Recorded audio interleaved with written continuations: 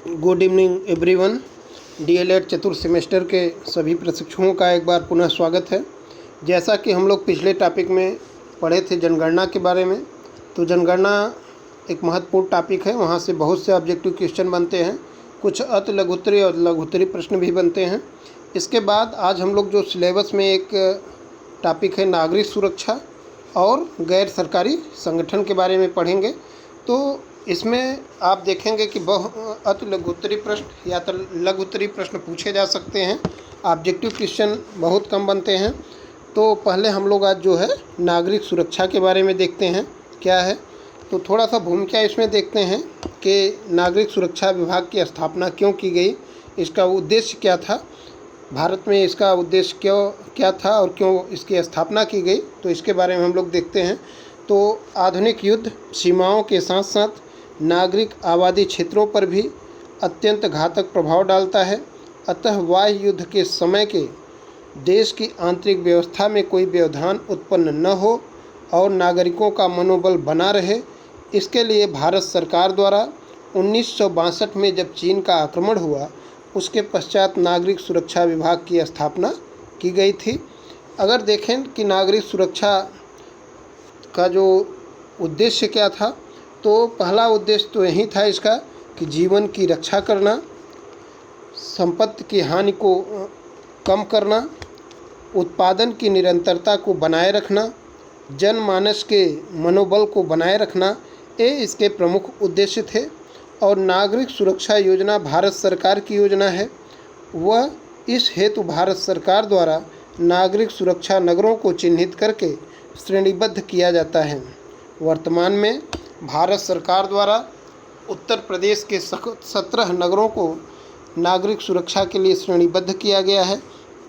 और जो नागरिक सुरक्षा विभाग उत्तर प्रदेश में इसका जो प्रदेश स्तरीय ढांचा है, उसमें आप देखेंगे पहले नागरिक सुरक्षा विभाग है उत्तर प्रदेश लेवल पे, फिर उसके बाद सबसे बड़े जो अधिकारी हैं इसके पुलिस महानिदेशक या निदेशक नागरिक सुरक्षा उत्तर प्रदेश, उसके बाद अपर पुलिस महानिदेशक या संयुक्त निदेशक नागरिक सुरक्षा उत्तर प्रदेश, उसके बाद इसमें अनेक कार्मिक हैं जैसे कनिष्ठ स्टाफ अधिकारी नागरिक सुरक्षा निदेशालय, कमांडेंट केंद्रीय नागरिक सुरक्षा प्रशिक्षण संस्थान उत्तर प्रदेश, जिला अधिकारी या नियंत्रक नागरिक सुरक्षा नगर, उप नियंत्रक नागरिक सुरक्षा नगर स्तर पर नागरिक सुरक्षा कोर के कार्य एवं दायित्व को बताया गया है। इसके बाद अगर देखें कि इसका मूल कार्य क्या है, तो नागरिक सुरक्षा अधिनियम जो आया 1968, इसकी एक धारा थी 9। इसके अंतर्गत नागरिक सुरक्षा कोर के सदस्यों के कार्य निम्न प्रकार बताए गए हैं। जैसे पहला कार्य नागरिक सुरक्षा कोर जो बनाया गया, प्रशिक्षण का कार्य था। दूसरा, अभ्यास एवं प्रदर्शन। तीसरा, शत्रु के आक्रमण से जीवन व संपत्ति को सुरक्षा व चिन्हित वह काम जो नागरिक सुरक्षा अधिनियम व अन्य कानून द्वारा उसको सौंपा गया है। इसके बाद आप देखेंगे कुछ इसके शांतिकालीन कार्य हैं, जब किसी प्रकार का युद्ध न हो, शांति की स्थिति हो, तब के कार्य हैं कि नागरिक सुरक्षा नगर के नागरिक आबादी को भावी विविध युद्ध व उससे उत्पन्न परिस्थितियों से निपटने के लिए प्रशिक्षित करता है। नागरिक सुरक्षा स्वयं सेवकों व नागरिकों को हवाई हमले से उत्पन्न परिस्थितियों पर नियंत्रण का ज्ञान कराने हेतु प्रदर्शन व अभ्यास का आयोजन करता है। तीसरा, आपातकालीन जो परिस्थितियों में नागरिक सुरक्षा उपायों के त्वरित क्रियान्वयन हेतु प्रत्येक नगर स्तर पर नागरिक सुरक्षा योजना तथा महत्वपूर्ण औद्योगिक प्रतिष्ठानों की नागरिक सुरक्षा योजना तैयार करना। इसके अतिरिक्त नागरिक सुरक्षा स्वयंसेवकों को अधिक उपयोग व सक्रिय बनाने के दृष्टिकोण से निम्नलिखित कल्याणकारी व सामाजिक कार्य भी इनको सौंपा जाता है। जैसे सफाई अभियान, पल्स पोलियो का अभियान, प्रदूषण मुक्ति अभियान, वातावरण सुरक्षा का प्रचार करना, आगजनी में सहायता करना, रक्तदान शिविर, गंभीर दुर्घटनाओं और आपदाओं में सहायता करना, ये सब जो है इसके कार्य हैं। अगर नागरिक सुरक्षा निदेशालय की जब बात की जाए, तो नागरिक सुरक्षा विभाग की विभिन्न इकाइयों पर नियंत्रण व समन्वय हेतु लखनऊ में नागरिक सुरक्षा निदेशालय की स्थापना की गई है। यह क्वेश्चन पूछ सकता है कि नागरिक सुरक्षा निदेशालय कहाँ पर है, तो लखनऊ में है। विभाग का जो मुखिया हैं निदेशक नागरिक सुरक्षा होते हैं, जो संगठन के विभागाध्यक्ष भी होते हैं। निदेशालय का कार्य भारत सरकार व प्रदेश शासन द्वारा निर्धारित नीतियों का क्रियान्वयन कराना व विभिन्न नागरिक सुरक्षा इकाइयों के कार्यों का पर्यवेक्षण और उनके मध्य समन्वय को स्थापित करना होता है। इसके बाद हम लोग देखेंगे केंद्रीय नागरिक सुरक्षा प्रशिक्षण संस्थान।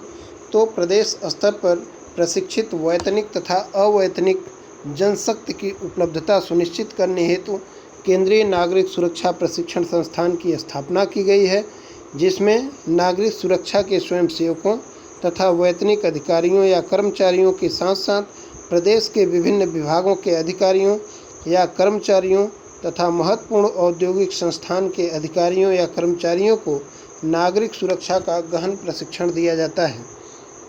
इसके बाद हम लोग देखेंगे नागरिक सुरक्षा नगर। हम लोग उत्तर प्रदेश के बारे में इसका अध्ययन करेंगे। उत्तर प्रदेश में नागरिक सुरक्षा संगठन 17 नगरों में कार्यरत है। यह क्वेश्चन पूछ सकता है कितने नगरों में है, तो 17 नगरों में। नागरिकों द्वारा सुरक्षा नगरों का मुख्य कार्य स्वयं सेवकों को नागरिक सुरक्षा का प्रशिक्षण प्रदान करना, जन सामान्य को नागरिक सुरक्षा का प्रशिक्षण देना व उन्हें जागरूक करना या प्रदर्शन और अभ्यास का आयोजन करना, नगर व महत्वपूर्ण प्रतिष्ठानों की नागरिक सुरक्षा योजनाओं को तैयार व पुनरीक्षित करना, हाउस होल्ड रजिस्टरों का रखरखाव आदि इनका कार्य है। इसके अतिरिक्त जिला प्रशासन द्वारा समय समय पर चलाए जाने वाले अभियानों व जन कल्याण के कार्यों में सक्रिय सहयोग दिया जाता है। नागरिक सुरक्षा उपायों के क्रियान्वयन हेतु भारत सरकार के निर्देशानुसार 12 सेवाओं का गठन किया गया है, जिसमें मुख्यालय सेवा, संचार सेवा, वार्डन सेवा, हतावृत सेवा, अग्निशमन सेवा, प्रशिक्षण सेवा, बचाव सेवा, कल्याण सेवा, पूर्ति सेवा, शव निस्तारण सेवा, साल्वेज सेवा, परिवहन सेवा 12 सेवाएं हैं।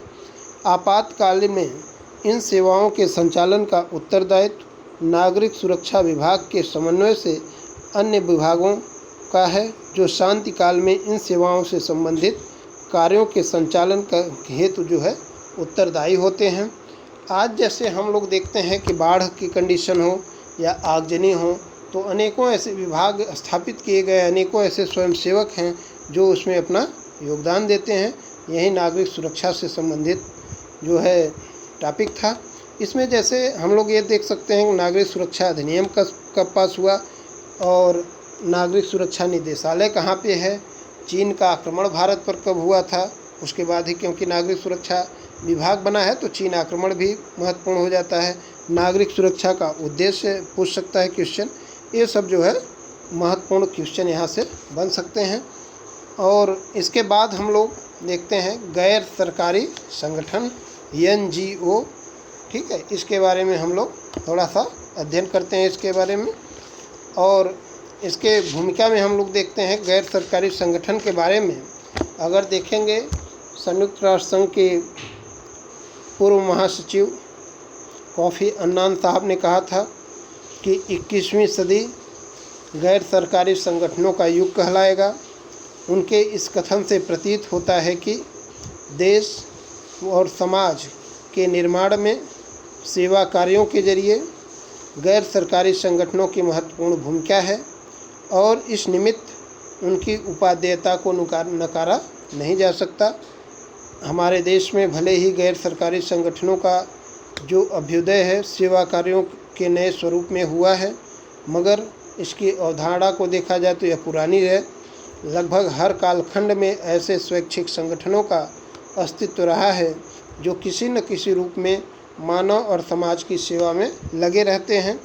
आज इस परंपरा को गैर सरकारी संगठन, जिन्हें स्वैच्छिक संगठन भी कहा जाता है, विद्यमान है समाज में। अब गैर सरकारी संगठन का अर्थ एवं परिभाषा अगर हम लोग देखते हैं तो इसके भिन्न परिभाषा दिए गए हैं, लेकिन जो महत्वपूर्ण है उसको हम लोग देखते हैं। तो वस्तुतः गैर सरकारी संगठनों से आशय उसके स्वैच्छिक संगठन से है, जिसका उद्देश्य सामाजिक कार्य व मानव सेवा करने से होता है।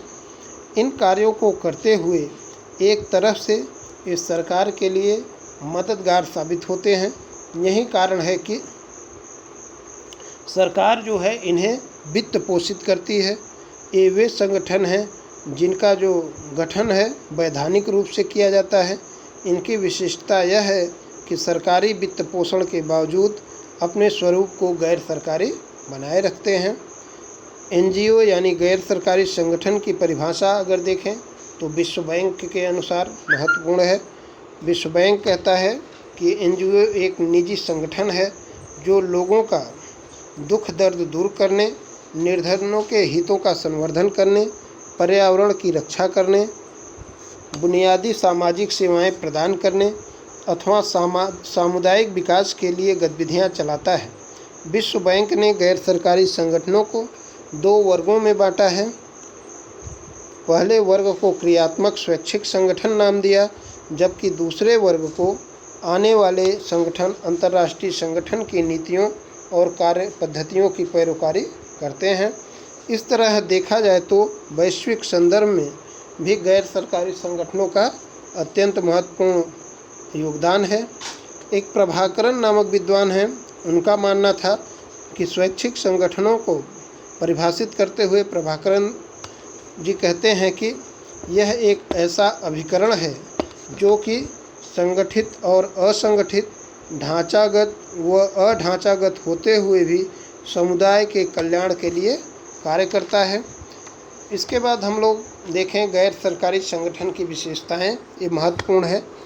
लघुत्तरी प्रश्न यहाँ से पूछा जा सकता है, तो इसके बारे में हम लोग देखते हैं इसकी विशेषता क्या है। तो इसके कई विशेषताएं हैं। पहला देखते हैं, यह कार्यों के क्षेत्र एवं स्वरूप के अनुसार विधिक परिस्थिति प्राप्ति हेतु समिति पंजीकरण कानून 1980, भारतीय न्यास 1982, सहकारी समिति कानून 1904 और संयुक्त स्टॉक कंपनी 1959 के अंतर्गत पंजीकृत होते हैं। जो गैर सरकारी संगठन होते हैं, इन संगठनों के जो निश्चित लक्ष्य हैं, उद्देश्य हैं और कार्यक्रम होते हैं, इनकी प्रशासकीय जो संरचना होती है, विधिवत संरचित प्रबंध और कार्यकारी समितियां होती हैं। इसमें यह बिना किसी बाह्य नियंत्रण के अपने सदस्यों द्वारा प्रजातंत्रीय नियमों के अनुसार प्रशासित होते हैं। वह अपने जो है कार्यों के संपादन के लिए सरकारी कोष से अनुदानों के रूप में तथा आंशिक तौर पर स्थानीय समुदाय और इसके कार्यक्रमों से लाभान्वित व्यक्तियों से अंशदान अथवा शुल्क के रूप में अपनी निधियों को एकत्रित करते हैं। अगला, इन संगठनों में शीर्ष प्रशासनिक सत्ता के रूप में सामान्य निकाय या आम सभा होती है, जिसमें उस संगठन के वरिष्ठ पदाधिकारी, दानदाता या महत्वपूर्ण व्यक्ति रखे जाते हैं जो संगठन के नीति निर्माण में महत्वपूर्ण भूमिका या निर्णायक भूमिका निभाते हैं। ये जो है इसके विशेषताएं हैं, विशेषता इसके महत्वपूर्ण है। इसके बाद अगर इसका संगठनात्मक ढांचा देखेंगे तो पहले तो यही है, स्वैच्छिक संगठन का जो ढांचा है सामान्य निकाय है या आम सभा है। इसमें अध्यक्ष होते हैं या सभापति हैं, एक कार्यकारी समिति होती है, इसके बाद निदेशक या सचिव होते हैं। फिर निदेशक या सचिव के बाद अगर देखेंगे प्रशासनिक शाखा या संस्थापन, लेखा शाखा, कार्यक्रम शाखा, प्रकाशन या प्रचार तथा जनसंपर्क होता है। आपस में इनके जो है समन्वय जो होता है यही क्षेत्रीय शाखाओं और कार्यकर्ताओं के बीच स्थापित होता है। इसके बाद गैर सरकारी संगठन का कार्य देखें तो प्रजातंत्री, समाजवादी एवं कल्याणकारी समाज में स्वयंसेवी संगठन अनिवार्य होते हैं और वे अपने सदस्यों के कल्याण, देश के विकास तथा समाज एवं राष्ट्र की एकता और अखंडता के लिए अनेक कार्य करते हैं। और इनके कार्य जो हैं निम्नलिखित हैं। पहला देखें तो मनुष्य स्वभाव से सामाजिक प्राणी है, समूह में कार्य करने की प्रवृत्ति उसमें मौलिक है। अतः मनुष्य स्वेच्छापूर्वक अपने तथा अन्य के हितों के लिए समूह एवं समितियों की संरचना करते हैं ताकि वे पूर्ण एवं समृद्ध जीवन व्यतीत कर सकें, जैसे मनोरंजन एवं सांस्कृतिक गतिविधियाँ, सामाजिक सेवाएं, व्यावसायिक हितों के संवर्धन हेतु निर्मित स्वयंसेवी संगठनों से परिलक्षित हैं। दूसरा कार्य इनका जो है, वे व्यक्तियों को अपने निजी संगठनों के प्रशासन में भाग लेकर समूह एवं राजनीतिक कार्य की मौलिकताओं को सीखने का अवसर प्रदान करते हैं। अगला देखें, संगठित स्वैच्छिक कार्य विभिन्न राजनीतिक एवं अन्य हितों वाले समूहों व व्यक्तियों की सहायता करता है, राष्ट्रीय सुदृढ़ता की भावना को सशक्त बनाता है तथा प्रजातंत्र के सहभागी स्वरूप को बढ़ाता है। अगला अगर देखें तो राज्य के पास नागरिकों की सभी आवश्यकताओं की पूर्ति हेतु आवश्यक वित्तीय साधन और मानव शक्ति नहीं होती है। इसके लिए स्वयंसेवी संगठन अतिरिक्त साधन जुटाकर सरकार द्वारा पूरी की जाने वाली आवश्यकताओं की पूर्ति व स्थानीय जीवन को समृद्ध कर सकते हैं। ये जो है हो गया हम लोगों का गैर सरकारी संगठन के बारे में। कुछ यहाँ से महत्वपूर्ण, जैसे एक ऑब्जेक्टिव क्वेश्चन यहाँ से बन सकता है, जो कोफी अन्नान साहब का, जो पूर्व संयुक्त राष्ट्र संघ के महासचिव थे, उनका कथन था कि 21वीं सदी जो है गैर सरकारी संगठनों का युग कहलाएगा। और इसमें गैर सरकारी संगठन के कार्य तथा गैर सरकारी संगठन की विशेषताएं, ये जो है क्वेश्चन पूछ सकता है। इसके आप लोग ज़रूर नोट कर लें, इसको पढ़ सकते हैं। और इसके बाद यहाँ से जो ऑब्जेक्टिव क्वेश्चन बनते हैं यही हैं, बहुत इसमें ऑब्जेक्टिव क्वेश्चन न के बराबर बनते हैं। इसको आप लोग सरसरी निगाह से पढ़ सकते हैं। इसके बाद हम लोग जो अगला टॉपिक पढ़ेंगे, विविधता में एकता, राष्ट्रीय एकता के प्रतीक, इसको जो है अगले टॉपिक में हम लोग पढ़ेंगे। धन्यवाद।